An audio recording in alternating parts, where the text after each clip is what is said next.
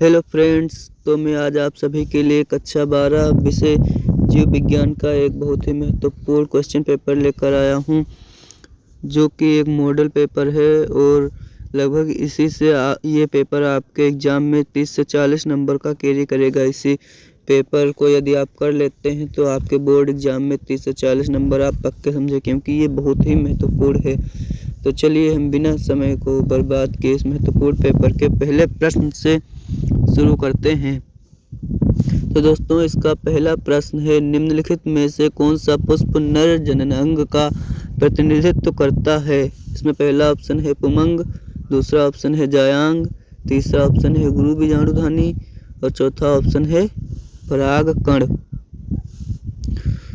तो दोस्तों, इसमें जो हमारा पहला वाला ऑप्शन है पुमंग राइट हो जाएगा, क्योंकि यह पुष्प के नर जनन अंग का प्रतिनिधित्व करता है और जो जायांग है स्त्री जनन अंग का प्रतिनिधित्व करता है और ये बीजांड है गुरु बीजाणुधानी है, ये भी स्त्री जनन अंग का ही प्रतिनिधित्व करता है। इसके बाद हमारा ख नंबर प्रश्न आता है, मनुष्य में संतान का लिंग निर्धारण होता है। पहला ऑप्शन है माँ के लिंग गुणसूत्र से, दूसरा ऑप्शन है अंडाणु के माप से, तीसरा ऑप्शन है शुक्राणु के माप से और चौथा ऑप्शन है पिता के लिंग गुणसूत्र से। तो दोस्तों, इसमें हमारा ऑप्शन जो है वो चौथा वाला राइट हो जाएगा, क्योंकि पिता के लिंग गुणसूत्र से ही संतान का लिंग निर्धारण होता है। इसके बाद ग नंबर प्रश्न आता है, जेनेटिक इंजीनियरिंग का उपयोग होता है। पहला ऑप्शन है कृषि में, दूसरा ऑप्शन है कृषि में, पहला ऑप्शन है चिकित्सा में, तीसरा ऑप्शन है इन दोनों में और चौथा ऑप्शन है इनमें से कोई नहीं। तो दोस्तों, इसमें जो हमारा तीसरा वाला ऑप्शन है इन दोनों में वो सही हो जाएगा, क्योंकि जो जेनेटिक इंजीनियरिंग है उसे चिकित्सा में भी प्रयोग किया गया है और कृषि में भी प्रयोग किया गया है। कृषि में इसका प्रयोग करके बीटी, कपास और जैसी बहुत ही अच्छी फसलें बनाई गई हैं, जो कि पर्यावरण के प्रतिकूल कारकों का विरोध कर सकती हैं, और चिकित्सा में भी इसका महत्वपूर्ण योगदान रहा है। इसके बाद घ नंबर प्रश्न आता है लाइकेन। इसके बाद घ नंबर प्रश्न आता है, लाइकेन जो पारिस्थितिक अनुक्रम को प्रारंभ करने में सक्षम है, वास्तव में यह सहजीवी सहचर्य है। तो इसमें पहला ऑप्शन है शैवाल और जीवाणु, दूसरा ऑप्शन है शैवाल और कवक, तीसरा ऑप्शन है जीवाणु और कवक और चौथा ऑप्शन है कवक और फंजाई। तो दोस्तों, इसमें हमारा जो दूसरा वाला ऑप्शन है शैवाल और कवक राइट हो जाएगा, क्योंकि दोस्तों इसमें जो कवक है वह जनन का कार्य करता है और उसके विकास में सहायता करता है लाइकेन के, और जबकि जो शैवाल है प्रकाश संश्लेषण द्वारा उसके लिए भोजन बनाता है। इसके बाद अति लघुत्तरीय प्रश्न आते हैं। पहला प्रश्न है, क्लाइनफेल्टर एवं टर्नर सिंड्रोम में गुणसूत्रों की संख्या लिखिए। तो दोस्तों, जो क्लाइनफेल्टर सिंड्रोम है उसमें गुणसूत्रों की संख्या 47 हो जाती है, गुणसूत्रों की संख्या 47 हो जाती है, और जबकि टर्नर सिंड्रोम में गुणसूत्रों की संख्या घटकर 45 ही रह जाती है। एक सामान्य मनुष्य में गुणसूत्रों की संख्या 46 होती है और क्लाइनफेल्टर में 47 हो जाती है, और जबकि टर्नर सिंड्रोम में 45 हो जाती है। इसके बाद हमारा दूसरा प्रश्न आता है ख नंबर, नर जर्म कोशिकाएं किस विभाजन द्वारा शुक्राणु का निर्माण करती हैं? तो दोस्तों, जो नर जर्म कोशिकाएं हैं वो अर्धसूत्री विभाजन द्वारा शुक्राणु का निर्माण करती हैं, क्योंकि जो शुक्राणु है वो अगुणित होता है। इसके बाद ग नंबर प्रश्न आता है, पराग कणमात्र कोशिका में गुणसूत्रों की संख्या क्या होती है? तो दोस्तों, जो परागकण होता है उसकी मात्र कोशिका में गुणसूत्रों की संख्या 2n होती है। इसके बाद हमारा घ नंबर प्रश्न आता है, उस एंजाइम का नाम लिखिए जो डीएनए अणु को खंडों में तोड़ देता है। तो दोस्तों जो डीएनए अणु को खंडों में तोड़ता है उसे रिस्ट्रिक्शन एंजाइम कहते हैं। रिस्ट्रिक्शन एंजाइम कहते हैं। यह एंजाइम दो प्रकार का होता है, एक इंडोन्यूक्लियेज एंजाइम, एक एक्सोन्यूक्लियेज एंजाइम। जो इंडोन्यूक्लियेज एंजाइम होता है वह डीएनए को अंदर से काटता है और जो एक्सोन्यूक्लियेज एंजाइम होता है वो डीएनए को बाहर से काटता है। तो दोस्तों इसके बाद हमारा अगला नंबर प्रश्न आता है, कार्बन डाइऑक्साइड का स्थिरीकरण करने के कारण पौधों को क्या कहते हैं। तो दोस्तों इस प्रश्न का उत्तर आप सभी लोग कमेंट बॉक्स में दीजिएगा। हम आप सभी की तैयारी देखते हैं आप लोग कैसा कर रहे हैं। और दोस्तों आप लोग ज़्यादा से ज़्यादा इस समय में पेपर बनाएं, क्योंकि इससे आपको पता चलेगा आपका क्या तैयार है, क्या पढ़ना है, कैसे पढ़ना है, और आपको बहुत सी महत्वपूर्ण चीज़ों के विषय में भी पता चलेगा। इसके बाद हमारा 3 का लघु उत्तरीय प्रश्न आता है। पहला है, पक्षियों में लिंग निर्धारण को स्पष्ट कीजिए। तो दोस्तों जो एंगस्ट्रॉम का होता है। तो इसके बाद दोस्तों हमारा अगला प्रश्न आता है, ग नंबर प्रतिरक्षा क्या है। तो दोस्तों प्रतिरक्षा एक विशेष प्रकार की और जटिल प्रणाली है जो कि हमारे शरीर में या किसी भी जंतु के शरीर में पाई जाती है तथा उसकी विभिन्न रोगों से सुरक्षा करती है। इसके बाद हमारा प्रश्न आता है, आर्किड पौधा आम के पेड़ की शाखा पर उग रहा है। आर्किड और आम के पेड़ के बीच पारस्परिक क्रिया को आप कैसे स्पष्ट करेंगे। तो दोस्तों ये प्रश्न आपका बहुत ही महत्वपूर्ण है और मैं चाहता हूँ इस प्रश्न का उत्तर आप लोग कमेंट बॉक्स में दें। ये आप सभी के लिए होमवर्क है।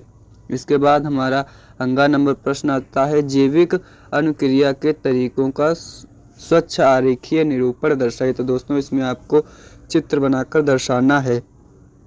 इसके बाद 3 नंबर वाले प्रश्न आते हैं जिन्हें मैं चाहता हूँ आप सभी लोग स्वयं ही करें, क्योंकि यदि मैं इन सभी को करवाऊँगा तो ये वीडियो बहुत ही लंबी हो जाएगी।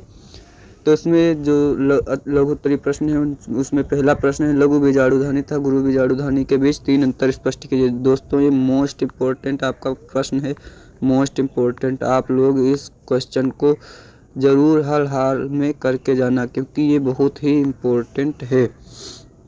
इसके बाद ख नंबर प्रश्न आता है, हमारे समाज में लड़कियां पैदा होने पर दोष केवल महिलाओं को दिया जाता है, बताएं कि यह क्यों सही नहीं है। तो दोस्तों इस प्रश्न का मैं उत्तर आपको बता दे रहा हूं। तो जो हमारे देश में महिलाएं होती हैं उनमें XX गुणसूत्र पाया जाता है, जबकि जो पुरुष होते हैं उनमें XY गुणसूत्र पाया जाता है। तो दोस्तों इस हिसाब से यदि हम देखते हैं तो जो पुरुष होता है उसके गुणसूत्रों से लिंग का निर्धारण होता है, ना कि जो मादा होती है उसके गुणसूत्रों से। तो इसलिए हम कह सकते हैं कि लड़का होगा या लड़की इसकी दोषी महिला नहीं बल्कि पुरुष होता है। इसके बाद हमारा ग नंबर प्रश्न आता है, एक संकर क्रॉस। ग नंबर प्रश्न आता है, एक संकर क्रॉस का प्रयोग करते हुए मेंडल के प्रभाविता नियम की व्याख्या कीजिए। तो दोस्तों आपको मेंडल के प्रभाविता नियम की व्याख्या करना है। एक संकर क्रॉस, तो मेंडल ने एक संकर क्रॉस में कैपिटल T पौधे की लंबाई और जो है बोनापन को स्मॉल t से प्रदर्शित किया था और उसी में अपना प्रयोग करके प्रभाविता और पृथक्करण का जो है नियम दिया था। तो दोस्तों इसे आप लोगों को कर लेना है। मेंडल के तीनों नियम आपकी परीक्षा में बहुत ही इम्पोर्टेंट हैं और बहुत ही रिपीटेड क्वेश्चन हैं। इसके बाद घ नंबर प्रश्न आता है, DNA कुंडलिनी की कौन सी विशेषता ने वाटसन व क्रिक को DNA प्रतिकृति के सेमी कंजर्वेटिव रूप को कल्पित करने में सहयोग किया, इसकी व्याख्या कीजिए। तो फ्रेंड्स आपको ये भी क्वेश्चन कर लेना है। इसके बाद 5 का क नंबर प्रश्न आता है, मलेरिया परजीवी के जीवन चक्र का स्वच्छ नामांकित चित्र बनाइए। तो दोस्तों इसमें आपको मलेरिया परजीवी के जीवन चक्र का स्वच्छ और नामांकित चित्र बनाना है।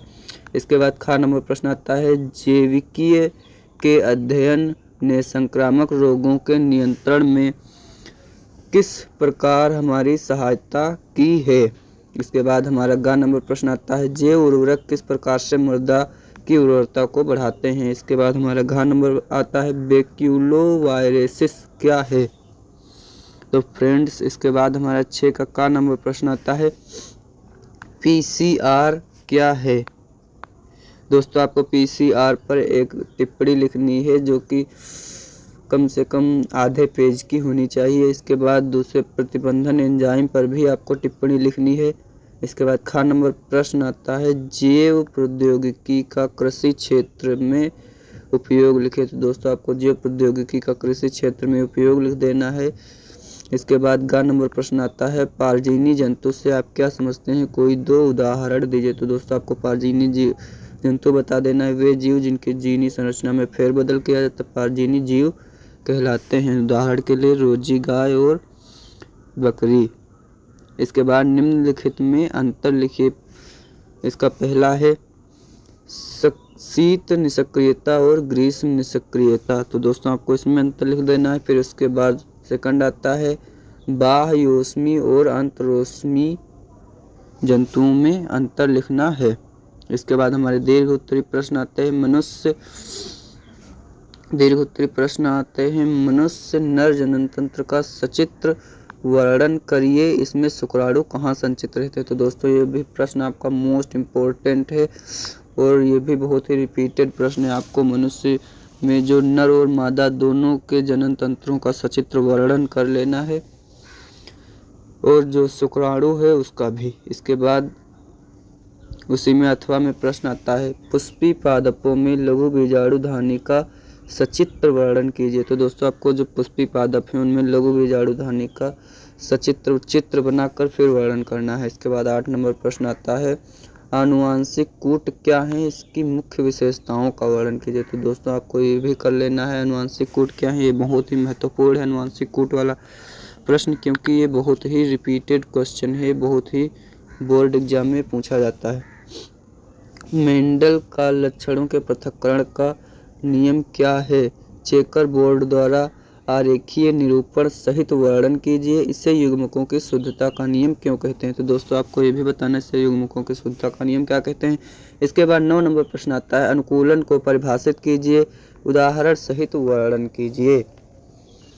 इसके बाद इसी में अथवा में प्रश्न आता है, किसी भौगोलिक क्षेत्र में जाति क्षति के मुख्य कारण क्या हैं। तो दोस्तों आपको जाति क्षति के मुख्य कारणों को बताना है। तो जाति क्षति के जो मुख्य कारण हो सकते हैं वो उनका आवास छीन जाना हो सकता है और जो प्रदूषण है वो हो सकता है और कहीं ना कहीं जो जनसंख्या वृद्धि है मनुष्यों की वो भी हो सकती है। तो दोस्तों आपको इसी प्रकार से सभी प्रश्नों को हल कर लेना है। आशा है आप सभी को हमारा ये वीडियो बहुत ही पसंद आया होगा और आपने हमारे चैनल को लाइक और सब्सक्राइब किया होगा और अपने दोस्तों तक भी इस वीडियो को भेजा होगा। तो चलिए मिलते हैं किसी अगली वीडियो के साथ। तब तक के लिए आप सभी लोग अपना ध्यान रखिएगा। जय हिंद।